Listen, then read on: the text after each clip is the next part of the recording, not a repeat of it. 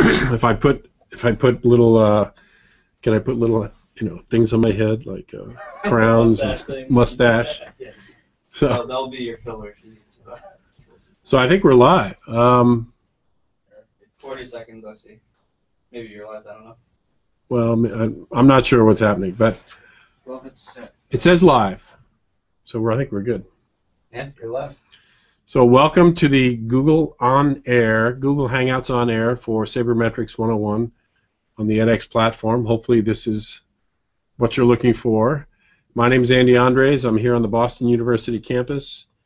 And one of the first things I wanted to address was a question about Sabermetrics 201, sort of the second course potentially in this series, looking at sabermetrics, baseball analytics, trying to understand better data science, all those things.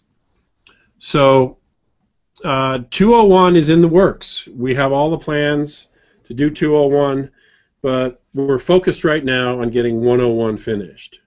We want this course to go extremely well. This course was designed to be the introduction to data science, data analytics using baseball data.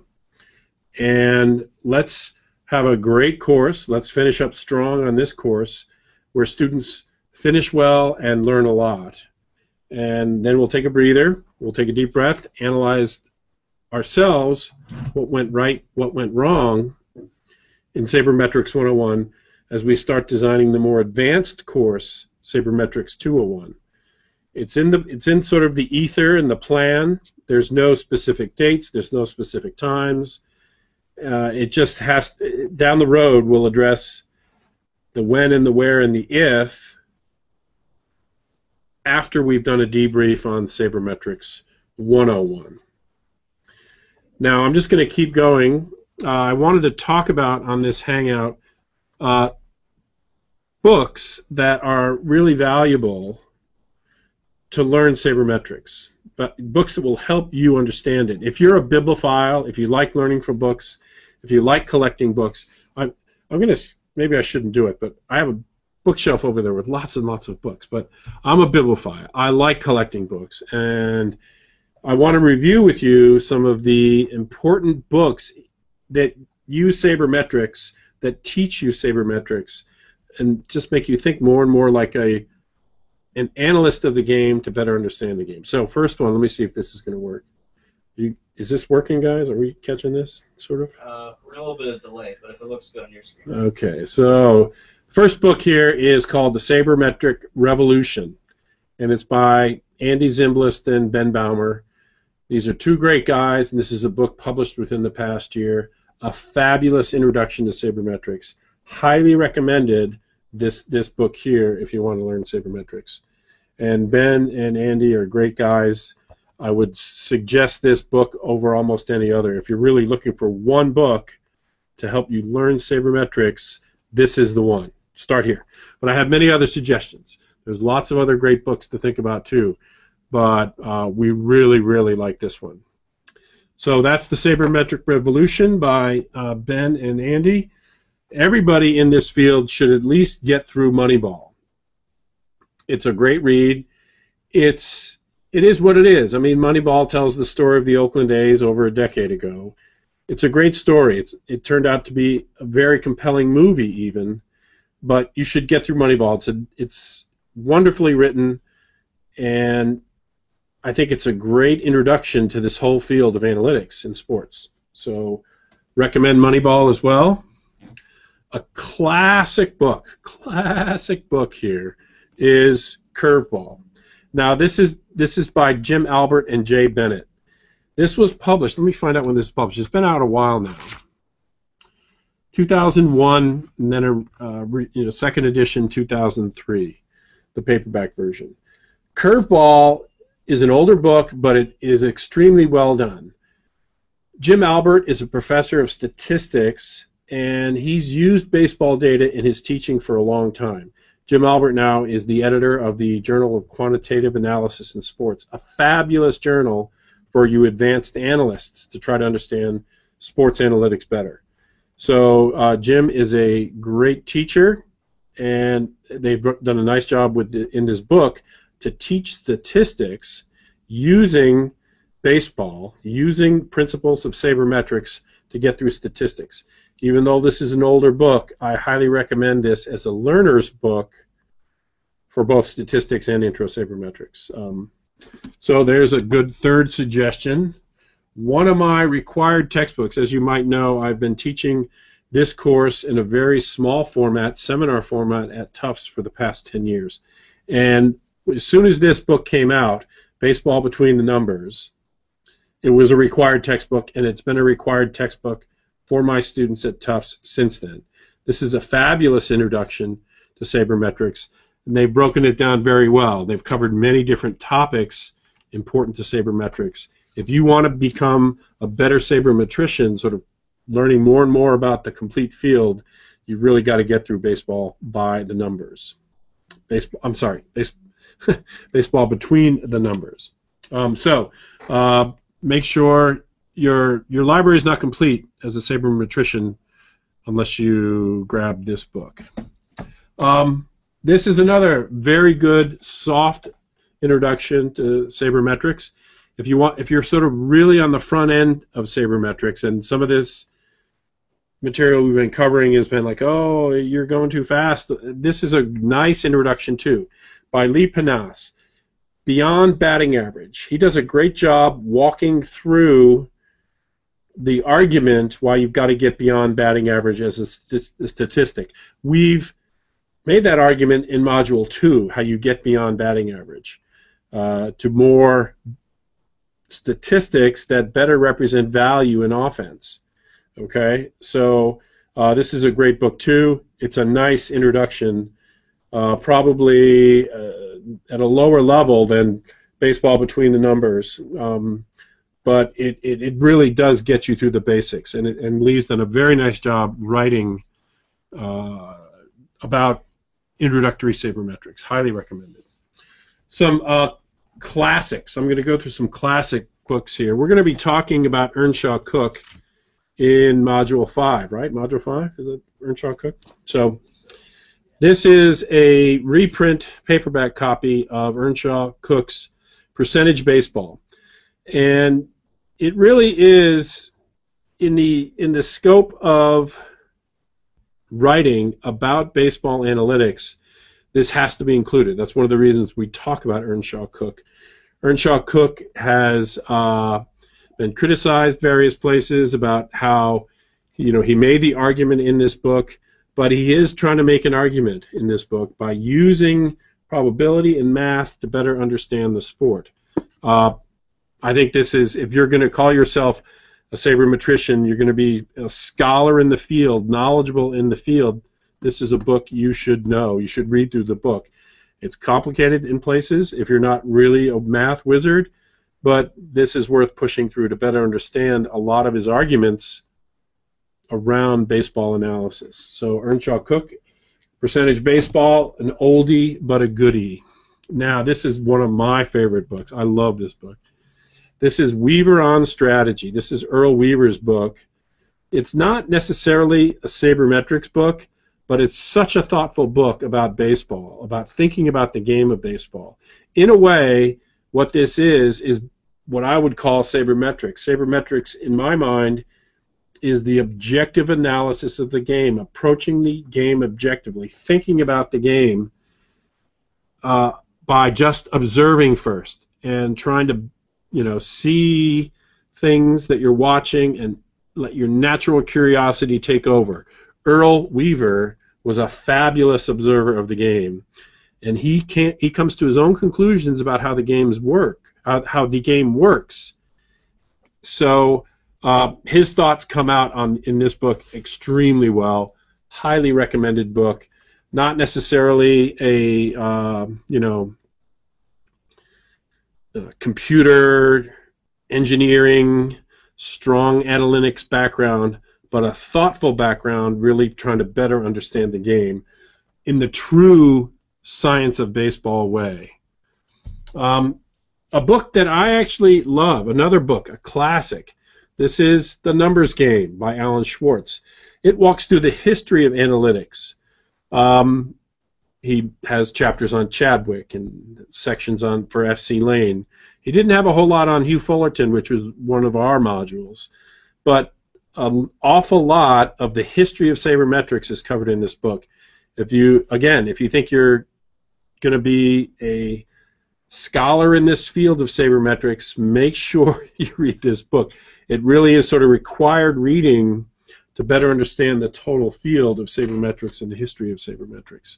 Highly recommended book. Another classic. This is the new Bill James Historical Baseball Abstract. I'm trying to get this so you see the title well. Okay, there we go. Great book. There's a second edition that's in paperback. Bill James is a fabulous writer, a great thinker, a mind that is really curious, asking questions about the game.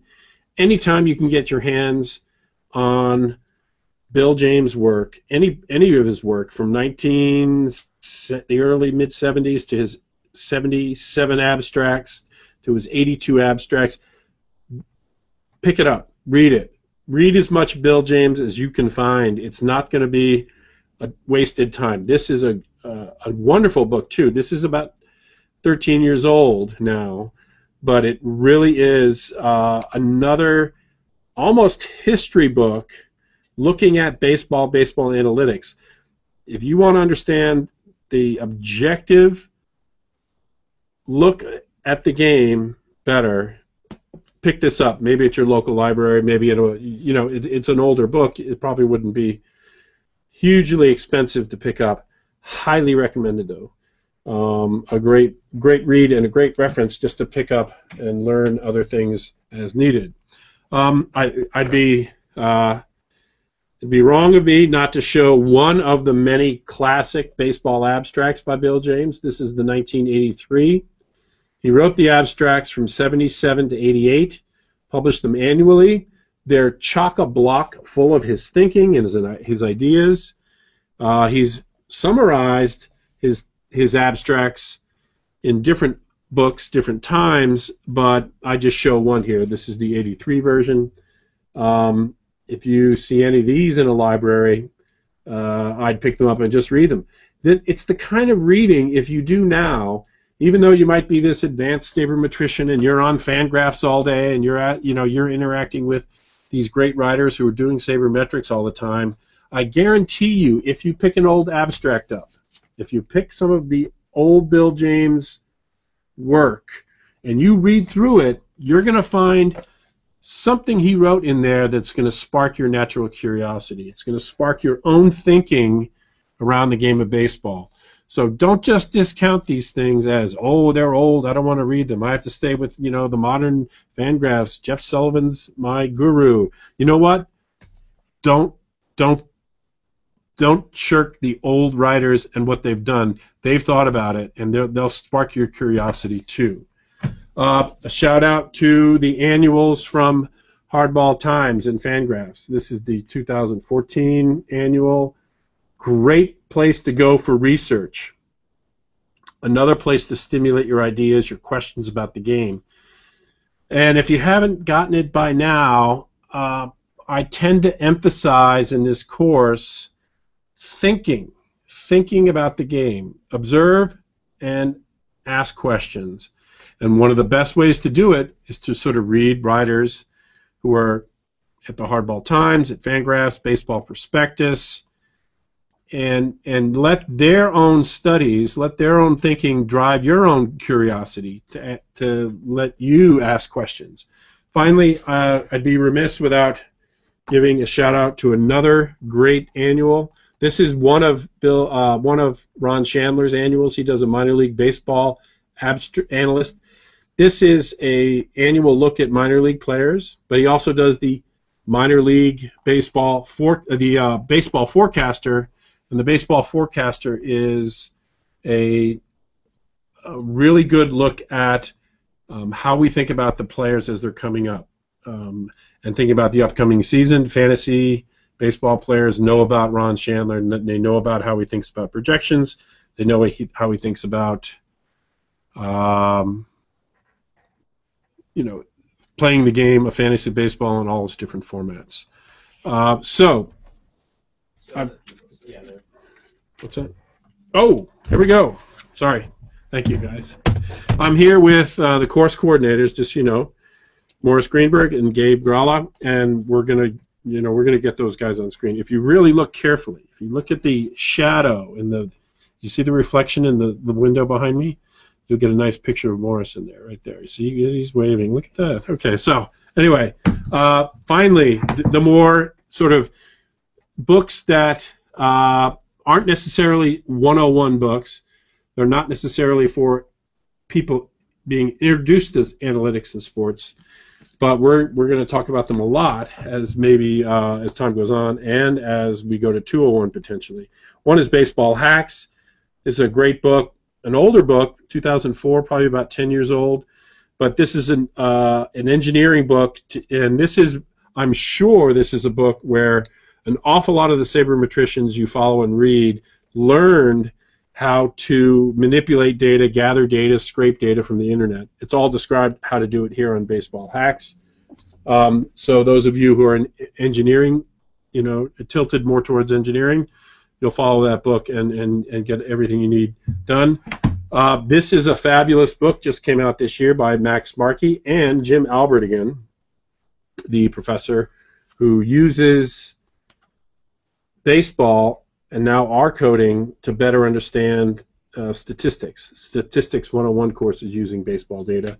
This is called Analyzing Baseball Data with R. Max Markey is now with the Indians. Is he Indians? He's Indians now. So Max Markey is an analyst with the Indians. Obviously, very familiar with the R language. And this is more advanced than the R that we're going to be able to cover in 3 weeks in Sabermetrics 101. But we're going to talk about R and its power. And for those of you who want to go further with R, make sure you get this book, Analyzing Baseball Data with R. Fabulous introduction to baseball analytics. Finally, probably the book that has inspired so many sabermetricians, the book, Playing the Percentages in Baseball. And this is written by Tom Tango, Mitchell Lichtman, and Andy Dolphin. The only one I've ever met of those three is Mickey Lichtman. The others, who knows, but I'm sure they're around. This is a great book. It really isn't the kind of thing we talk about with the idea of the 101 course. Remember, the 101 course was designed to introduce anybody, whatever your background is, to analytics, to data science, to understanding better the approach that baseball teams take to understand the game. So it's about looking at data, observing, asking questions, being a better baseball scientist. This is sort of after you've had your training as a baseball scientist.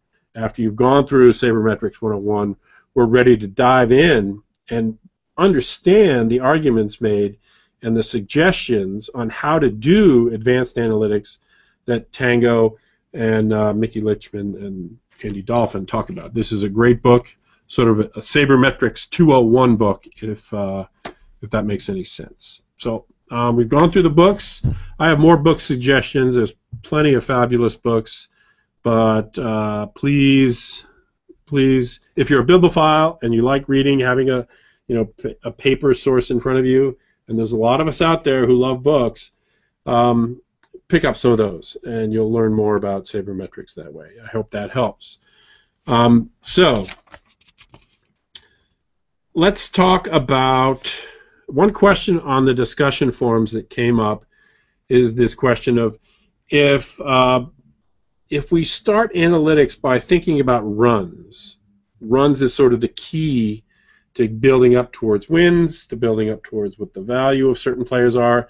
But if runs is the currency of the game, why don't we honor RBI or runs scored as important statistics? Well, they're not unimportant statistics. They're okay statistics, but they're situational statistics. RBI is not necessarily a measure of the value of the batter. RBI is a measure of opportunities and a measure of some measure of the value of the batter. Same thing with runs scored.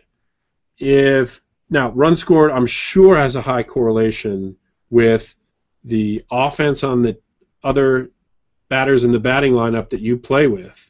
That's a huge component to your own runs scored. So again, it's situational. But another key component to your own runs scored as a statistic has got to be your own on-base percentage. So the team around you greatly impacts your runs scored and your RBI. So it's not necessarily the best measure if we want to boil it down to runs. So all those efforts by Bill James to get at runs created, to better understand runs created, is actually more objective. It's a better approach than just looking at runs scored or RBI. I'd rather have a metric that represents better the value of the batter towards the team runs scored as opposed to that batter's own runs scored, which is actually very influenced by the team around that batter. So that's the argument I would make for the runs estimators that are out there, like runs created, that we talked about in the first week, that we'll talk more about in Module 4, the other runs estimators. And if you're familiar with sabermetrics, I'm sure you've seen other runs estimators that are out there. They're all on the websites that you might be reading. But they're better at getting at the value of the batter for the team runs scored than the own individual runs scored by any individual batter. Same argument for RBI. So another question in the forums was applying the ideas of sabermetrics of baseball analytics to other sports. Here's my answer. Wait for it. Yes. Of course. The approach to these things is, as a scientist, you come in and you observe the game. You watch the game carefully. Now, data is different in terms of data collection, the history of data in baseball versus other sports. Yes. At the same time, you should be, if you're interested in soccer, basketball, you should be observing the game. You should be watching the game. And that's the approach. It's analytics. Watch, observe, let your natural curiosity take over to generate questions. Now, you may not be able to get all the data you want with your questions, but that doesn't mean that you just stop and give up and go, oh, well, let's stick with baseball then, and let's not do basketball analytics. Do basketball analytics. Start by observing the game. Start by understanding what's known in the analytic community around those sports. The Internet's a big and unbelievably important thing, and you can find hockey analytics, basketball analytics, soccer analytics, football analytics, the NFL. It's out there. So the principles that we're talking about here in approaching baseball analytics, sabermetrics, apply to any sport. And if you happen to be a fan of the other sports, and you think, oh, I'm a soccer fan, I'm not really sure I want to be a sabermetrician about baseball, well, become a soccer analyst. Just do it. Observe the game. Read as much as you can about the analytics of the game. I'm not sure that helps, but in a very kind of hat tip to Nike, just start doing it. Just start observing the game, whatever game you might be interested in. There are plenty of fans and plenty of fans of cricket all over the world. Well, there's good cricket analytics coming up. There's fans of rugby. I'm sure there are rugby analytics that are out there. The hockey analytics is getting much stronger every moment as more and more teams are embracing data and asking questions within their own clubs to help better understand how to compete in the game. So let me talk about one thread on the discussion forums was this idea of objectivity. And the question is, if you're all about objectivity, if you're all about just observing and being as objective as possible and trying to, see what you see and let your natural curiosity take over, why do you end up still comparing things?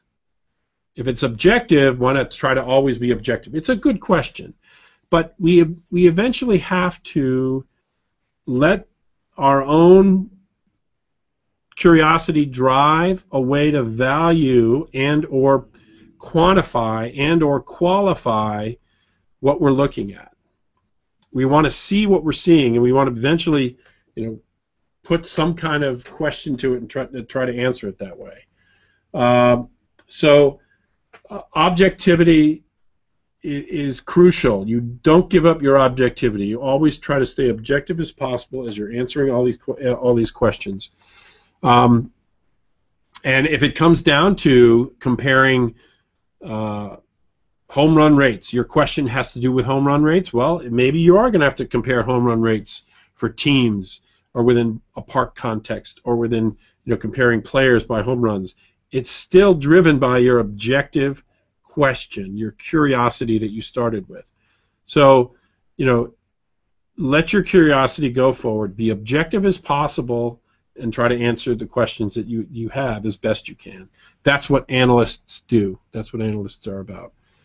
Finally, I want to tell you how excited I am about the new technology that they're testing this year. They tested a little bit last year in Citi Field in New York. This year they're testing it in Citi Field in New York, in Milwaukee at Miller Park, and at Target Field in Minneapolis. They have these systems in place to gather data, and it's a radar system and it's a video system where you're going to be able to track the movement of players, track the movement of the ball through the whole game. And right now, PitchFX and SportVision and MLBAM are tracking the ball in sort of this area between the pitcher's mound and home plate. We have great data collection now of the pitches, and some of the data is even collected after the batted ball impact. That's the nature of HitFX. So that data is right, but it's right in that part of the field.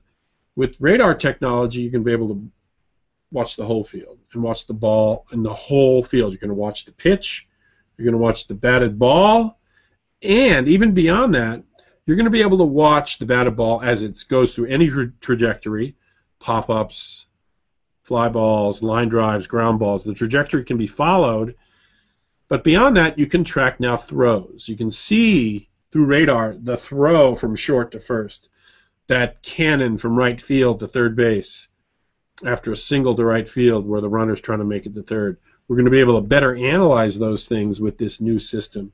And in the baseball analyst world, this is very cool. This is going to be some very interesting data hopefully coming out, and hopefully being as public as possible with this data so that we can start seeing it and better understand it. One, as baseball fans and consumers of the game, we're going to be very curious to see who's got the best arm from right field. But beyond that, to try to answer questions better about the game, to try to get these data, answer questions better. So it's another bump up in technology, another bump up in data, another bump up in our ability to answer certain questions that we weren't able to answer before. The video coverage is going to be very extensive too. You're going to be able to watch the movements of runners, say on a stolen base or the run from first to third on a single to right field, or the movements of the outfielders on different plays, infielders, their break and their reaction time on different plays. This new system is going to be very exciting. What they've released so far from MLBAM on these different videos, what they've talked about, what they presented at MIT at the Sloan Conference, it looks really, really, really cool. I'm excited by it. So, I'm done, guys. What's next? That's all I have. You got some questions up on the sidebar. Yeah. Okay, here are the questions. The top one that pops up, it's being, okay, got it, click it, good. I don't know what happens next. I'm selecting the question. What are your favorite sabermetric stats for evaluating a player offensively and defensively? Right now, offensively, there's so many good offensive metrics. If I want to do historical comparisons, a lot of current sabermetrics data relies on events And we can't really do that with Ted Williams and Babe Ruth. So if I want to compare things historically, I just like using OPS Plus. It's a nice, simple thing. People understand it. Yes, OPS has flaws. Oh, I get it. But you know what? Calm down and just use OPS Plus to compare across eras. It's nice and simple. And we get it from Baseball Reference, and we can get a better sense of contributions. You saw in the videos we presented so far how well OPS does, even with all its flaws. We get it, but OPS Plus is very nice that way. There's so many different offensive metrics presented on Baseball Prospectus, on Fangraphs. They're all wonderful. They're all great. If I had to choose one, what do I look at? Say if I want to, you know what? Let's say I'm playing a fantasy game and I want to look at the best hitter at a certain position. I will say select and sort the last 30 days of the season and see which second baseman has the highest WOBA with the most plate appearances. The one who's playing a lot and has a high WOBA. The other one is runs created plus. It's very valuable. These statistics, though, they're all really good. Whatever you use, you're going to be in the zone of measuring something. So this is like choosing, to me, to choose one, you're asking me which is my favorite child. Yeah, I love them all. So defensively, the work coming from Baseball Info Solutions is fabulous, and it's driving the data we're getting both from the defensive run saves from John Dewan and from Baseball Info Solutions. But defensive runs saved coming from BIS hit the mark to me. Inside Edge does their own very similar analytics. I like what Inside Edge is doing with defense. And you know, when we're able to translate that data into runs that we can say are on the Fangraph site, when I do any of that work, again, there's big error bars around all this stuff, but it's better than what we had before. So anytime defensive runs saved is a way. Once we can start accumulating runs saved by players, I'm all for it. I think those are good measures. You didn't ask about pitching, though, so I'm not going to answer. Kidding. I'm going to call that done, Frank. Thank you for your question. All right. Predictions, NL champions, AL champions, MLB champions. Okay.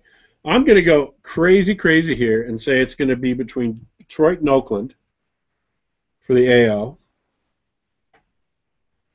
Even though, as you can see, I'm wearing a Red Sox shirt. Flags fly forever. Okay. So, and the NL, I'm going with the Giants. There's too much good evidence that they're just doing it right.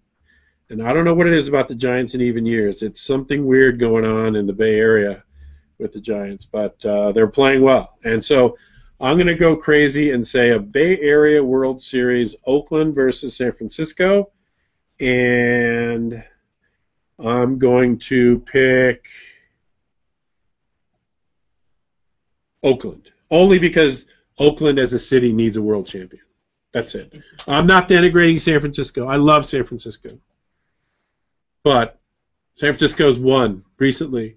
Let's give Oakland another flag. They deserve it. And that would maybe be transformative for the city of Oakland, and that would be a good thing. So I'm all about Oakland having its shot. Sorry, Morris. Sorry, we're still friends? I'm fine. Okay, good. Because Morris, our course coordinator, is a Giants fan. Sorry about that, Morris. So I selected that question. That's up there. Thank you, Ahan Runka. I've answered it. Look at this. This is so slick. Next question.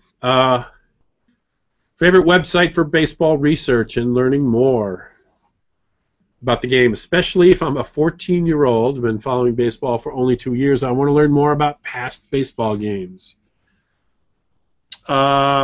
If you want to learn about the past, the history of baseball, let me go back to my books, because you will get. I'm going to have to do this again, because there's 2 books you have to read if you really want to cover the past. If you read this book right here, and this book right here, is that the one? Yes. Yes. These two books, the new Bill James Historical Baseball Abstract, you can find it in paperback form, not too much money. This book here is a great review of baseball history. Fabulous review of baseball history with lots and lots of Bill James thinking and analytics spun through the whole book. Required reading for baseball historians. Also, this is a history of analytics in the game, the numbers game by Alan Schwartz. So if you want to learn more about sort of the history of sabermetrics, one, you're doing the right thing. Hopefully you're in Sabermetrics 101 and you're taking it on the edX platform and you're paying attention to all those lessons about the history of sabermetrics, right? Good students do doing that. But pick up this book too. What was your other question? Favorite website? Baseball research and learning. Sabermetrics 101X. No. Yeah, look, read whatever you can find. Read Fangraphs. Read Beyond the Box Score. Read Baseball Prospectus. Read it all. If you have a few dollars a month, go to Bill James online. He's got a pay website, but it's got fabulous writing there. What am I missing? What are your favorite websites? Besides that, Hardball Times. Hardball Times, of course, right. If you want a good data site, baseball. Baseball Heat Maps, Baseball Savant. Baseball Savant's a great website if you want to start sort of tracking different parts of PitchFX data and other data in the game. So hopefully that helps. On the Dan Brooks site. BrooksBaseball.net. How can we forget that? Great website. Dan, I'm surprised. Dan, if you had a book, I'd pimp it too. Sorry about that. Dan Brooks is a fabulous sabermetrician doing great work for all the other curious sabermetricians out there. Huge fan of Dan Brooks and his efforts. So let's go to this question here. As someone who's trying to break into the sports analytics field, what would you recommend to help someone like me separate themselves from the pack besides taking this course? Well, you've got number one down. Take the course. I'm not sure. Mike DiBartolo's second week, right? Yeah. Interview. Make sure you watch the Mike DiBartolo interview. He talks about sort of all the things he had to do to break into the baseball operations world. He's an analyst for the Washington Nationals, and he talks about working hard. He talks about starting with another career, doing some analytics. He talks about going back to business school. There's different pathways for all of these things, but let me tell you a secret, and it's just you, okay? David, don't tell anybody else. This is just between you and me. David, everybody else, close your ears. The secret is working hard. If you outwork people, if you put in more effort than folks, it's going to actually turn out pretty well for you. Now, for baseball analytics, the way you separate yourself from the pile of resumes applying for these jobs is by being a writer, starting to write. This is what I talk about in this course. Observe, question, let your natural curiosity take over. Dive in and do it. Write up a study. Start a blog. So many people I know who got into baseball operations had written something, had written many things, and they'd established sort of a track record of analytics that they could go to then and say, hey, Pittsburgh Pirates, look what I do. And that distinguishes themselves from all many other smart people who potentially could do the job just as well as somebody else, but they hadn't done that extra step of writing it up, publishing it on the web, their own blog, other websites. And it truly is a new pathway into working for the teams, into working in Major League Baseball. But start writing, start asking questions, and throw it out there, and get it reviewed by friends and people you know. Just start doing the work. But first and foremost, take Sabermetrics 101 and tell everybody how fabulous it is. Okay. Thank you, David. Great question. Okay, here we go. How often have you made decisions about who to support in a match, or which players you are aiming for for particular feats in games or series based on sabermetrics and statistics? Now, I'm going to riff off this question and say it's about maybe a fantasy baseball team I might have. If you don't know the game of fantasy baseball, it's about choosing different players and sort of putting them together in a virtual team and competing against some friends in a league to see who has put together the best virtual team. So fantasy baseball involves this question, which players or which stats you might be looking at that are helpful. There's so many different league formats now in fantasy baseball with different rules and different techniques, and each of them has their own quirks. But if you're good with numbers and you're good with analytics, you can sort of model your league. If you model your league, you might say, oh, this kind of player with these kinds of statistics are going to be better performing than other players. And so, for example, maybe a certain league is about on-base percentage. It sort of tracks on-base percentage better. Well, maybe you can put it in your own model of how to weight these categories and statistics, and it's just analytics, and it's just a way to sort of approach, decision making. And you might say, well, there's value in, if you were able to say there's value in Jason Kipnis in 2013, you would have gotten a good return on your investment because, Jason Kipnis had a good year and he sort of emerged as a top flight second baseman. So again, it's trying to model. In fantasy baseball, model the rules of your league, but if it's more, I'm not sure exactly what you're referring to, but whatever game it is you're looking at, try to model what's going on in the game and try to put some value towards that and pick the players with the highest value and the best return on whatever investment you're going to have to make on that. So hopefully that helps. Here's another question. How mature is the sabermetrics know-how outside the United States? I think it's as mature as anywhere. I'm sure there are great sabermetricians all over the world who follow the game of baseball. Maybe they're applying the principles of analytics to other sports, but if they're baseball fans studying sabermetrics, I don't think there's any inherent advantage to being in the United States. You can be anywhere and do great sabermetrics.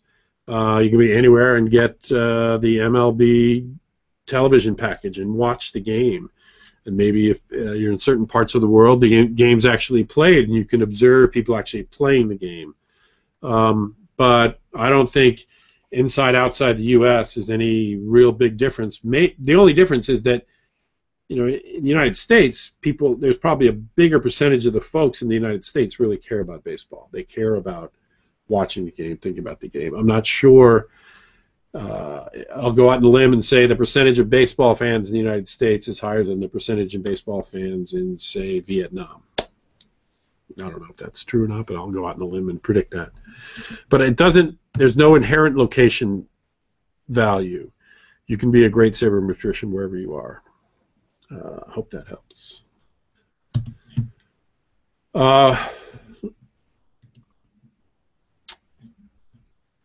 Here's a good question. How do sabermetricians view fantasy sports? It's a weird thing here because so many people have gotten into analytics because of fantasy sports. So fantasy sports has driven a lot of people getting into analytics. At the same time, once you're sort of a very well versed in this material, and say you're big on the Fangraphs discussion board, and you really know your stuff. A lot of times, those people may not necessarily play fantasy sports as much anymore. They may think, "Oh, fantasy sports, I'm into real sabermetrics." To me, I'm not sure exactly how people feel about fantasy sports. If people play fantasy and they enjoy it, they should enjoy it. I can tell you this. A lot of folks got into analytics because they started playing fantasy sports. They wanted to compete in their little games and their little leagues. They just pushed the analytics further, realized they had an affinity for analytics, and then moved on to become, great sabermetricians. So, good question, though, Sam. Thank you. Here's a question. All right, from Frank. How much control over BABIP do you think pitchers actually have? This is a great question because I have an answer. I think this is my opinion. For instance, Rivera had a 263 BABIP over his entire career. This is due to all of the weak contact he produced, correct? Anything under 280, I'm calling good luck for the pitcher mostly. Now, I think this is where you've got to talk about mostly and on average, okay? There are pitchers who do, over the long haul, induce weaker contact. Like Rivera, you're exactly right. So there is this idea that every single pitcher produces the same kind of contact, and it's always going to be an average of BABIP at 300, I think is factually incorrect. And here's why. Here's the empirical evidence. I, for some weird reason, get a chance to pitch in the major leagues, but I got a weak arm, and they're going to light me up in the major leagues. Okay? I am going to have to, pitch and duck and cover because the ball's coming right back at my head because they can grip and rip and they're going to tear me up. But that's the point. There's this whole part of baseball which is fringy, which is below replacement level, if you know what that means. Think of guys like me. Weak pitchers are there now. Not as weak as I am, but there are weak pitchers out there, and their BABIP is going to be huge. It just is.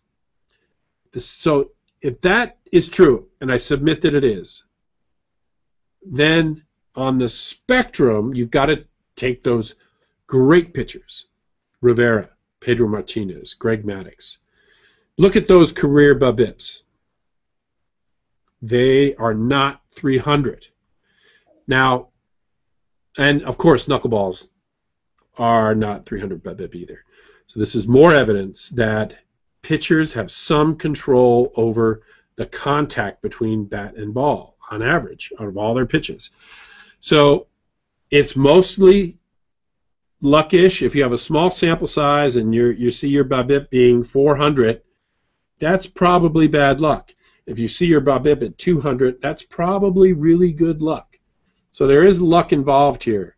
But to call it all luck is probably not something I'd do. I'd be more conservative with talking about what BABIP actually is. Pitchers do have some way to control weak contact, and bad pitchers, like maybe myself, batters would have most excellent contact with weaker pitchers. So it's not all luck. Okay. All right. Here's a question. Wow, popped up to 4. Let's select this one. This is from Jeff. When watching a live game, what do you specifically look for or look at? Great question. What would you encourage your students to be looking for? Now, I think this is actually really a really good question. As an observer, get in and start trying to watch the game. And the first thing you might want to do is to get in position. Now, maybe this is an amateur game that you can watch. It's harder to do in the pro game because you can't always get that right seat to see, but TV is pretty good. TV is actually a good way to see the pitch trajectories. Try to turn the volume down on TV or go to a game and just see if you can start identifying the different pitches. If you don't know what pitches are yet, just start to identifying the different pitch types. Then beyond that, just start trying to observe what is happening in the game, the subtle things they don't necessarily always talk about. Just watch. Maybe watch what a batter is doing, maybe their swing path, maybe how they're moving their hips or their head. The biomechanics might be something you can just start observing, start watching. I would highly suggest that's how you approach watching the game. So if it's TV, turn the volume down, and try to start identifying pitches. And then go to brooksbaseball.net and see if you were right, because he'll tell you what those pitch types were very reliably with he and Harry's software is great on this. So yes, I do recommend that you watch games and you try to figure out more about what's going on. That's a great question. I hope people watch more baseball. It's really one of my favorite things to do. I can't tell you how often I stop and watch baseball at any level, from 11, 12-year-olds all the way up through high school, through adult leagues. I still play adult baseball, and I just love going to the game and watching it and playing it. So watch the game. Watch the game. Watch the game. Great question, Jeff. Thanks for bringing that up.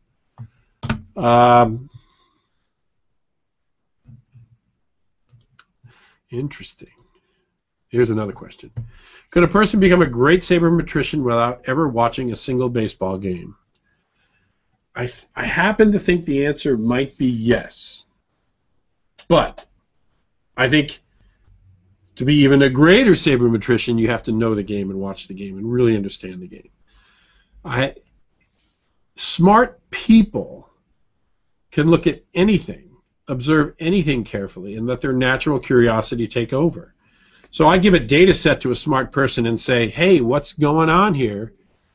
If they have got the right sort of introductory tools, they can start looking at the data and thinking about what it means and coming up with questions. So strictly, the answer to your question, could a person become a great sabermetrician without ever watching a single baseball game? The answer is yes, but you wouldn't be as good as someone who actually watched a lot of baseball. That's my feeling. So keep watching the game. How am I doing, guys? Good. Keep going. No, where are we? Oh yeah, I got plenty of time. I just want to make sure that you're not giving me the hook and telling me that I'm off the rails. We're not playing the music yet. Yes, right, for the Oscar speeches. Right. Play the music. Got it. Okay. All right. So let's see what else we have. Let's go down here.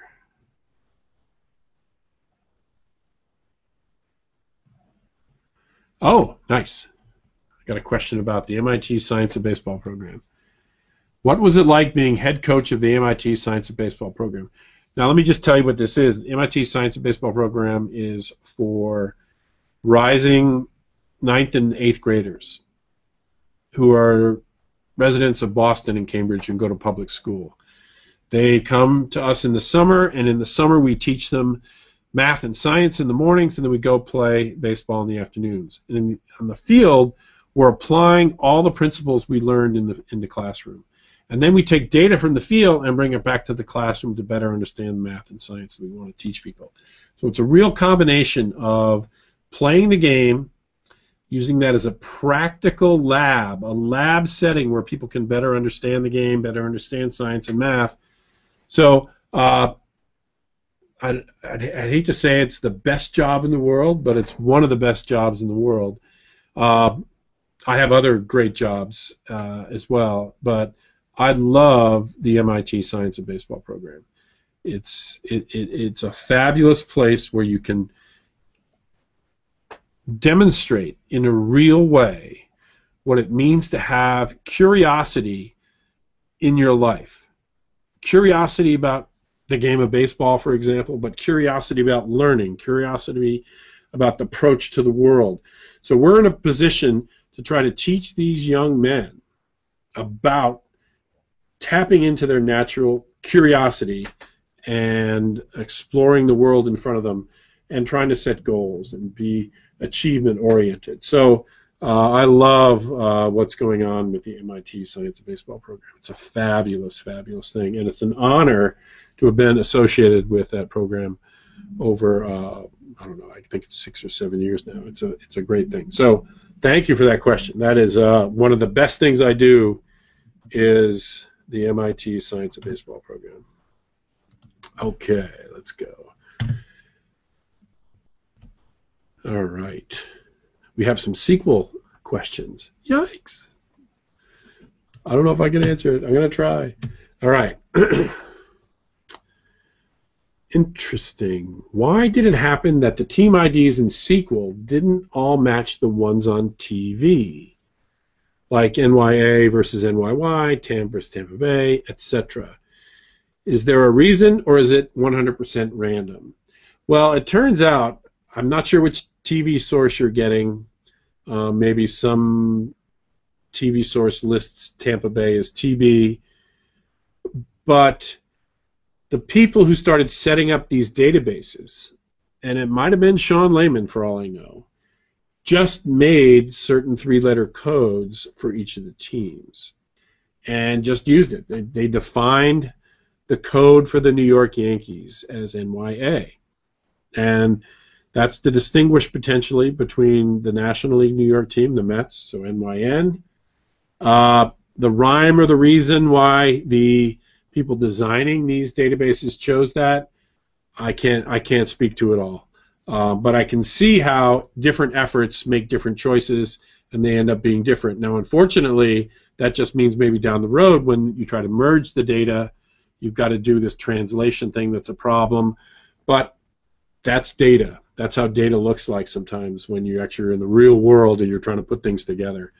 But, yeah, it's unfortunate it's not all standardized, but each effort, the Layman database, any other databases you're looking at on TV, standings for teams, someone's made a decision, and it's not necessarily standardized, and that's why it all looks different. All right. This one's popping up to the top. What was it like to be a scorer at the 2013 World Series Game 6, and how did you use your sabermetrics knowledge?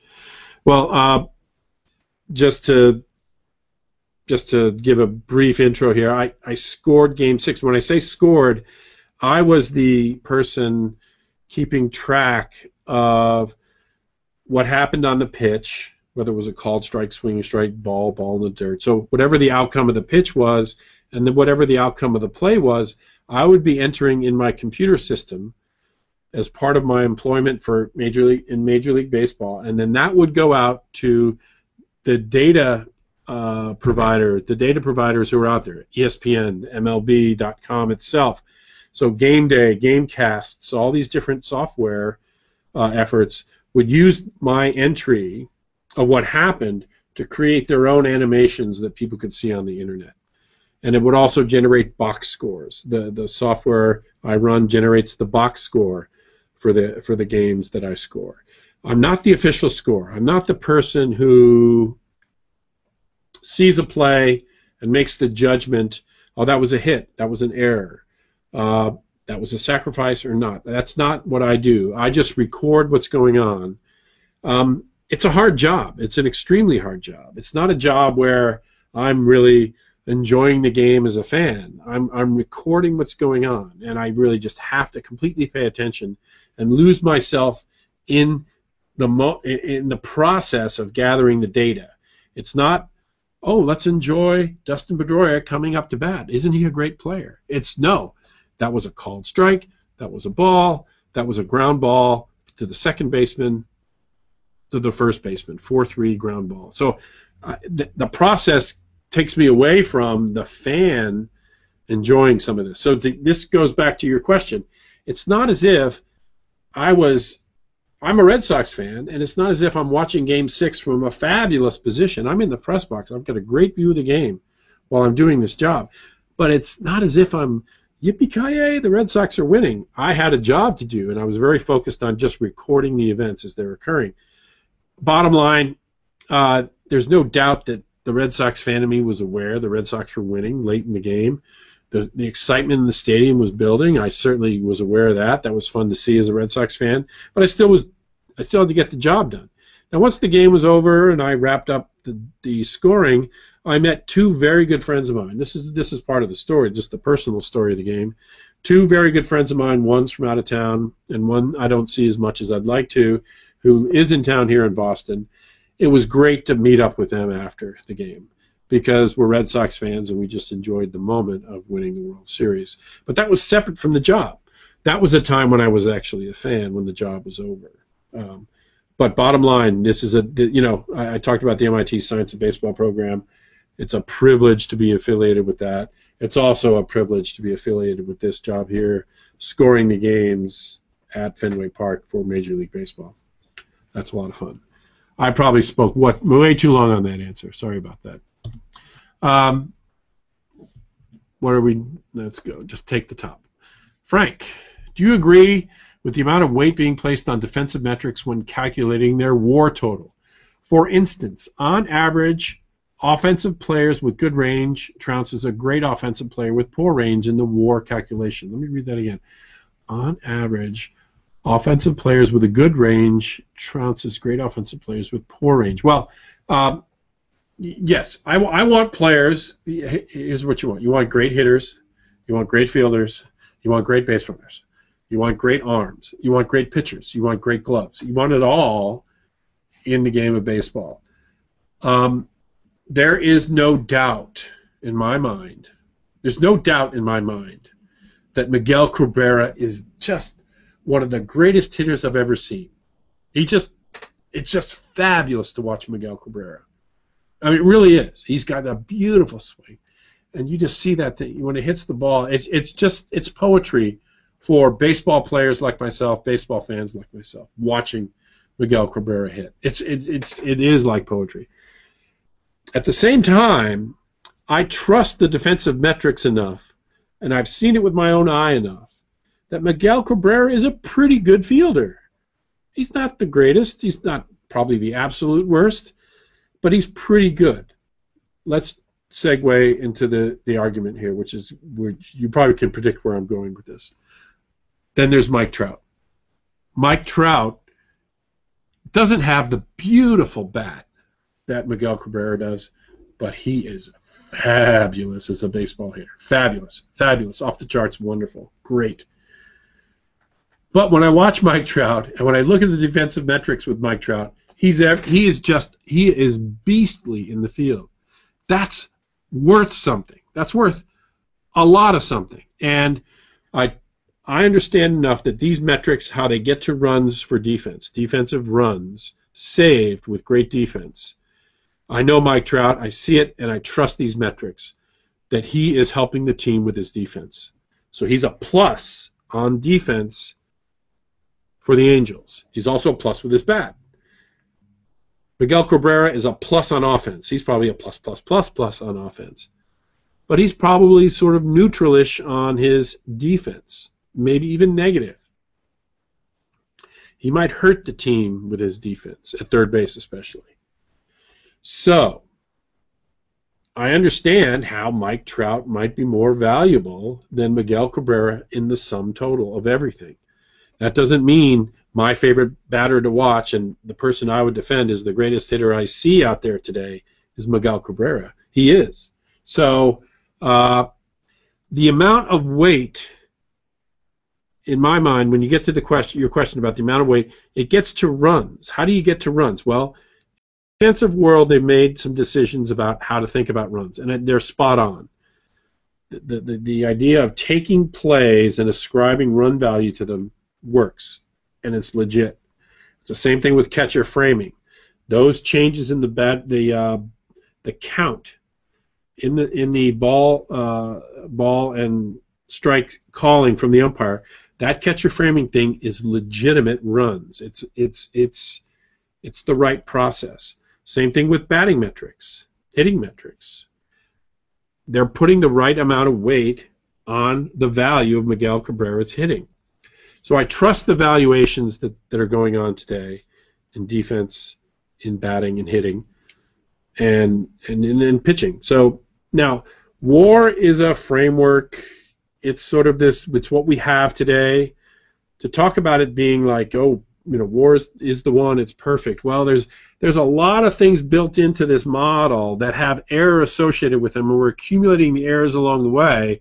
WAR by itself has error associated with it. It is not perfect, and we even amplify some of the imperfections as we get to the number of what WAR is. But you know what? It's pretty dang good. I like the metric WAR, just like I like the metric OPS. A lot of people hate on OPS. Oh, we don't like OPS. Well, I understand how OPS gets really close to evaluating hitting. Even with its flaws, it's a pretty good way to evaluate hitting. Same thing with WAR and trying to measure all the different components of the game. It's not perfect, but it's a pretty good tool. So I trust the amount of weight they're putting on each of the components of the game. I think they're doing it the right way. I hope that helps. I hope that answers your question. How are we doing, guys? Past 9, so whenever. Oh, I'll keep going. How many? Let me try to get through a couple of questions.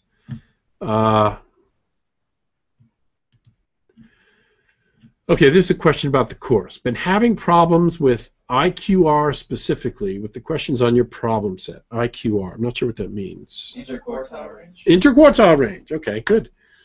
Q3 to Q1, right, is the question for IQR correct? Now we're getting to specifics about the problem and the question that I just don't remember. Sorry. Q3 minus Q1 possible? Q3 minus Q1. Okay, so let's bring in the experts. This is Gabe and Morris. Come on in, guys. Hey, guys. There's Gabe. So there's been a bit of confusion about this question. I think it stems from mostly that there are a few different ways to calculate the different quartiles. So we're using one method in our course where basically we are rounding up. So for example, if you want to get the 75th percentile of the data set and there are only 10 data points, we are then rounding up to get the 8th data point as the 75th percentile. So there are other ways to compute IQR, and I think that's where some people are getting confused, but we're using one specific way in our course, but that does not mean the other ones are wrong. So I guess the only advice I have for you is just watch the lecture again, and the method we're using is rounding up for quantiles, for quartiles and whatnot. So you are correct that we are using Q3 minus Q1. It's just that we might be using a different method to compute a Q3 and Q1 than you might be used to. Excellent. Now, I bet you can all tell why I want these guys to be on screen rather than myself. Look how handsome they are. Answer the question. Yes. Good. Answer the question, right? We're good. Thank you, Christopher. Great question. Let's keep going. Where are we now? Thanks for all the answers. Good, good. Will there be another hangout? Yes, the plan is to have another hangout in a couple weeks or so to answer more questions about the course. I'll probably try to address again questions that are coming up in the discussion forums on the course to try to address what's happening there. So we plan on having 2 more hangouts to help the learners in this class learn what they need to learn. Next one is June 24th. Next one is June 24th, and I hope this has gone well enough. I haven't seen anything blow up on my computer or anyone troll me yet and say this is awful, so we probably will do it again on the 24th at 8 o'clock. June 24th, 8 o'clock, we'll do this again. Also a question, favorite Red Sox player? From a Red Sox fan who has trouble deciding who his favorite is. You know, I see a lot of Red Sox games. I watch a lot of Red Sox games, and I do it in person. I don't have TV at home, so I don't get to watch TV. But when I watch the Red Sox, I can't help but be attracted to Dustin Pedroia as a player.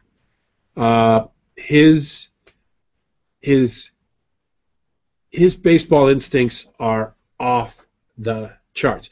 Now, I love watching David Ortiz hit. One of the things I love about David Ortiz is, this is something people probably don't appreciate, is he is such an ambassador for the game.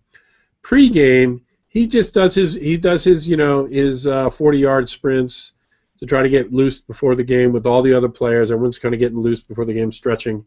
What he ends up doing is holding court behind second base. And he's like the Pied Piper. Everybody from the other team just comes out and hangs with David Ortiz. He is a great ambassador to the game. I think he's appreciated by players on all teams. I love David Ortiz, but I have to tell you that watching Pedroia day in and day out, the privilege I have of watching them play so many games for my job with Major League Baseball. He is a fabulous player. It's special. It's one of those things that you just really try to cherish it, try to cherish that kind of play, that kind of skill that he has. To be honest, I love watching Xander Bogaerts. He's got kind of a way about him when he's at the plate and in the field. There's sort of a joy about him. He enjoys what he's doing. He enjoys playing baseball, and that's great to see. So maybe Xander Bogaerts might be my favorite player soon. I don't know. But your observation that it's hard to pick, it's fair. It is hard to pick, but if you make me choose, I'd choose Dustin Pedroia. All right. Here's a question. We only have a few more. Maybe we can get through them and then wrap it up. How long was it from the point sabermetrics first piqued your interest to the point that it finally clicked for you to fully understand the science? First off, I don't fully understand the science. I'm always learning. Fully understanding is not the goal. Fully understand. The goal here is knowledge acquisition, learning more, and I'm in the middle of it, just like everybody else. So that's one sort of just warning. I'm not in the fully understanding category. But it did click for me. There was a point where you sort of read enough and you're like, oh, this is so cool. I love this stuff. And that happened. It probably happened after I started teaching the class at Tufts. Once I started teaching a little bit more, thinking about it, because I had to sort of organize my thoughts about it when I gave, teaching lessons to my students there. I think the coherence of it all, the interesting parts of it all, that's when it clicked. The beginning interest happened because I think I'm just at core, in my core, at heart, I'm kind of a nerdy analytics baseball kind of fan. I've always enjoyed the game. It really was the first game that I was taught by my grandfather. I was taught, he talked about the game, and we would throw a baseball when I was 5, and he taught me how to read the box score. And so the seeds of enjoying the game go way back, way back. And just being kind of a, nerdier guy who appreciates being alone in my own thoughts kind of person, I've always enjoyed thinking about the game analytically, objectively. So that's another growing seed that's been around for a long, long time. But the clicking of it, the real sort of like, oh, this is really, really cool, probably was, I don't know, a few years into the course at Tufts. Hope that answers your question. Thanks, Jeff, for the question. Here's a question from SAC. Did the development of sabermetrics benefit from MLB teams rejecting it for so long and keeping the smart minds in the public discourse to create more publicly read articles? This is a great question. I think it's true. I would say that is factually correct, that the public discourse was allowed to grow because the teams dismissed it. I think that is exactly right. Would sabermetrics be advanced today if MLB teams had bought in quickly? That's a harder question to answer, I think, at least in my view. Knowledge acquires at its own pace. I mean, when there's just a cohort of people that were curious enough about the game, and then they had the technology to interact, like rec.sport.baseball back in the day, that technology gave them a place for their curiosity to thrive. Just like that course I offered at Tufts gave those Tufts students a place for their curiosity to thrive. Just like, hopefully, Sabermetrics 101 is a place where people's natural curiosity about this material can thrive. I think it did thrive because of technology and not being separated from the game, but separated from the public by being inside the game. So I think you're on the right track here, Sek. I think that's exactly right, that sabermetrics probably is more advanced because it was able to be a natural science where people anywhere could comment on it, just like any other science. It wasn't sort of exclusively pulled away as private research. So I think that's right.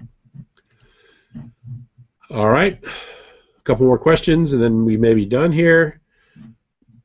I heard about the humidor in Coors Park in your lecture, but assuming I didn't miss something major, you didn't mention how much it's affecting baseball statistics at Coors. Also, what was the purpose of putting it in the first place? The purpose of putting it in was to reduce batted ball flight. Batted ball flights were much greater in Coors Field, and keeping the baseballs in the humidor reduced the batted ball flight and made Coors Field play like the other parks in Major League Baseball. So it took away the altitude effect by adding water inside the baseball itself. There's more physics to it, but that's essentially the outcome. The outcome of the statistics was batted ball flight was reduced. And I think that's measurable. I bet you, if you'd spend some time trying to answer this question yourself, looking at some of the statistics, take your standard statistics, maybe look at some kind of batting metric, I don't know, line drive rates, or, OPS, or hits per game, or some measure like that, hits per season per game. And then maybe another power metric like home runs, or any other power metric, home runs per game, or a slugging metric, or isolated power. I bet you can sort of see a drop off once they started the humidor. I haven't looked at it myself, but I have a feeling it's demonstrable. In other words, you can get those statistics to support that idea that the humidor impacted the game. And I think that's your question. How much it's affecting? Well, that you have to do it. You've got to do the study. You've got to try to find out how much it's changed, both pre and post home humidor, to see if there's been an effect. I have a feeling there has been. That's my impression by just sort of watching things, but I haven't actually put it to a real test, a real objective test. But the purpose was to reduce batted ball flight, reduce run scoring at Coors Field, to make it more in line with the rest of the Major League Baseball parks. Question, not very related to sabermetrics. What is your view on having captains? Should there be captains or not, and does it make a difference? Does this psychologically or non-psychologically affect the statistics? I realize this is a bit subjective. I think captains is complicated. I think you're hitting on something here. Captains make sense if it's sort of natural.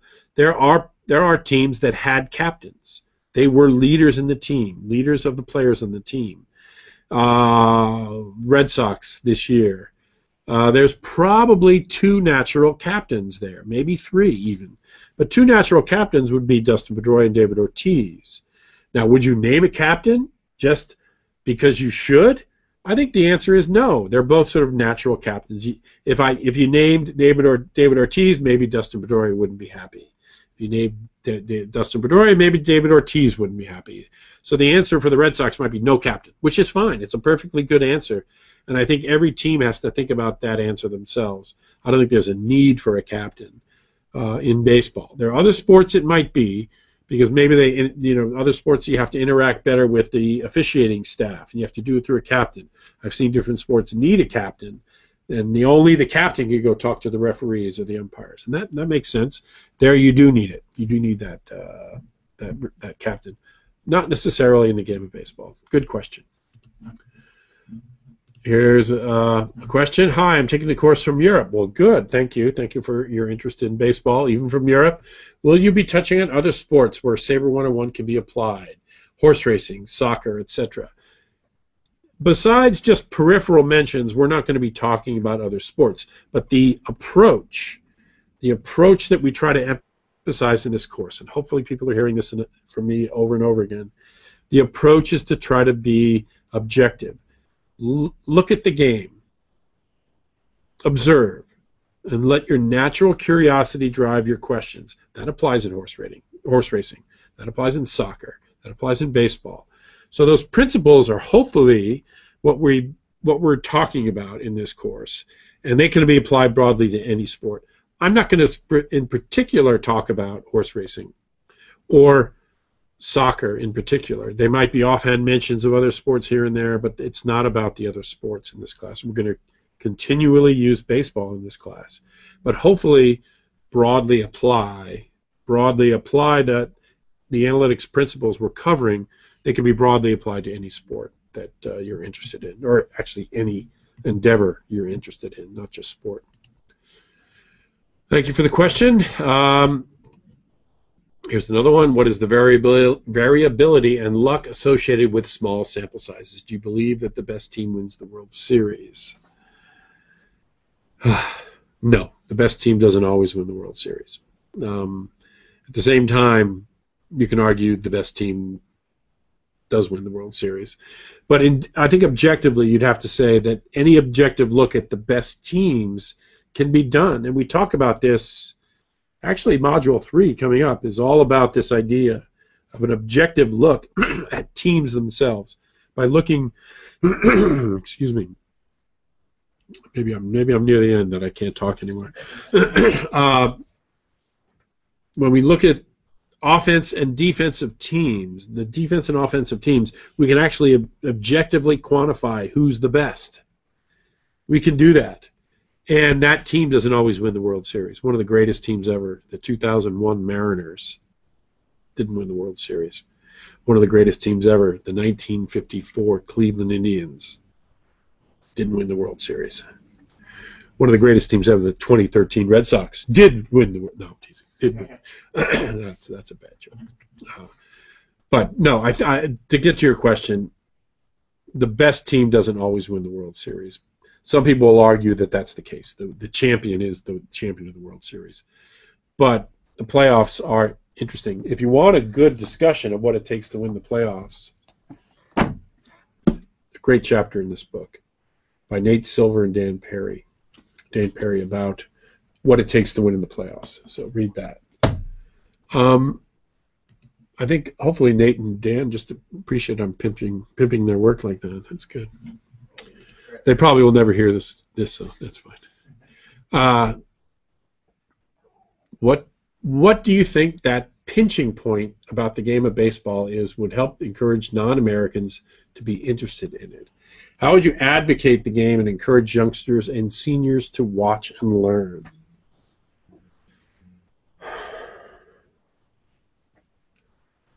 I'm at a loss here. I think I can speak to my own interest in the game. It was just sort of natural. I've always enjoyed the game. How to encourage other people to enjoy the game? Unfortunately, I think my children sort of had no choice because I always talked about the game. I always encouraged them to play the game. I always would do the best I could to try to, talk about what it means to be a better baseball player, a better softball player. So my kids are probably a little different because I encouraged that sort of thing. I think if the game is presented as something enjoyable and fun and sort of, grassroots where kids play, they just play. They go out and they find some time and play on the field. That is a great way to encourage interest in the game. And so I think that would be some suggestion.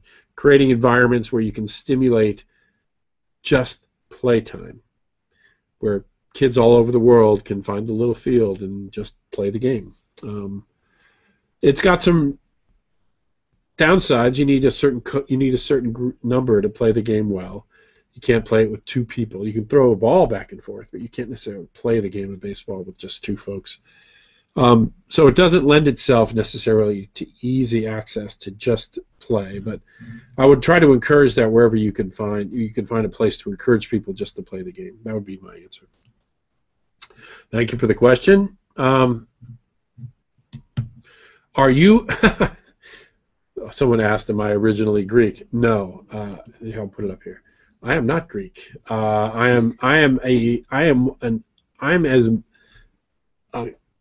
So many Americans are just so many different ethnic backgrounds, and that's me. If I had to list all the different ethnicities where I come from, it's mostly European. but it's all over Europe, and it's actually not Greek. The vast majority of my ancestry is Irish. Another big component is my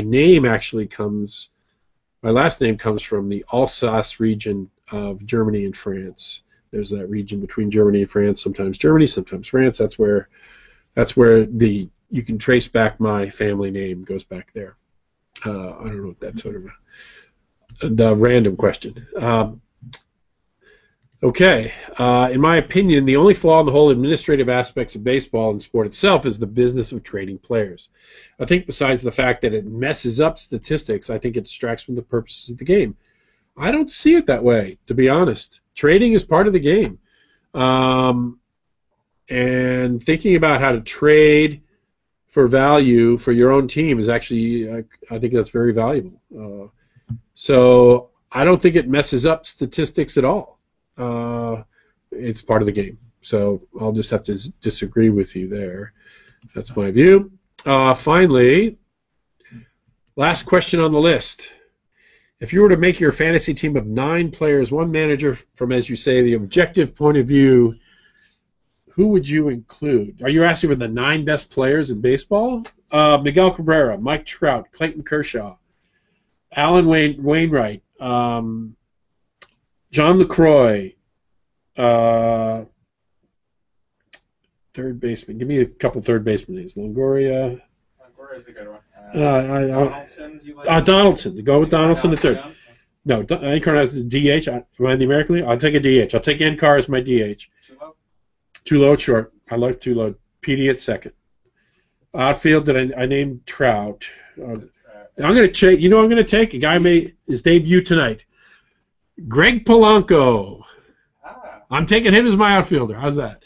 No. Puig. Yeah, I love that guy. Yasiel Puig would be my outfield. Yeah. Springer, my outfield. I have Springer in all these leagues, so I love Springer, love Puig, love Greg Polanco, and love Mike Trout. Does that help? Those are my. Actually, it was 9. I threw some pitchers in there as well, besides just the batters. But manager, I am going to go with manager. Doesn't matter as much as Mike Trout. Trust me. I'll take Mike Trout 7 days a week before I choose a manager, because manager is marginally effective. But I will choose John Farrell. Just, I don't know. I think he's a great manager, because I think most of the job of manager actually is dealing with media and dealing with your players. And I think he's great in both those two respects. John Farrell is. I'm sure most of the 30 managers are great in those respects, but John Farrell I know is great that way. So I'll choose John Farrell. Do you want to do your MVP picks like you had at the beginning? My MVP picks, I chose Mike Trout. I chose that, and that's looking like it's factually incorrect. I don't think that's going to happen. So these are your preseason picks. Yeah.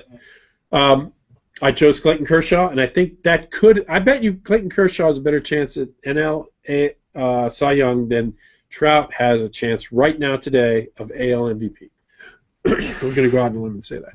I think Clayton Kershaw is fabulous. I think he's gotten over whatever injury issue he had. He's lights out now, and he's going to be lights out for the next 4 months. Boom, Cy Young. AL Cy Young. Darvish or Hernandez or something? Felix finally wins again. Felix won again. I like that. I like Felix. Darvish is in the conversation, obviously. I'll go with Trout still, but I think that's wrong. If I had to pick who I think's like right now, Donaldson. I mean, why not? The A's are kicking ass, and he's fabulous. Sorry, I said kicking ass. Kicking butt. Yes, I have to watch out about this. I realize I'm being recorded. NL MVP. You have Bryce Harper or someone? I picked Harper. Did I pick Harper? Harper would have been one of my choices. I love that guy. I always pick Bryce Harper, but that's obviously not going to happen. I think the broadcast is going to end in like 1 minute. Okay. Well, thank you, everybody. Is there any other good questions? It's going to shut down? Yeah. Nice. Nice. I like that. Thank you for all your questions. So that question's done. Yeah. Thank you, everybody. June 24th. What do I do? Just stop broadcast? Yep. Great questions. We'll do this in 2 weeks. 2 weeks from tonight, right? Yep. June 24th, 2 weeks from tonight. I'll give you my age here. Same bat time, same bat channel. You guys don't probably know that reference, but thank you, and we will see you on the discussion forums. Keep learning.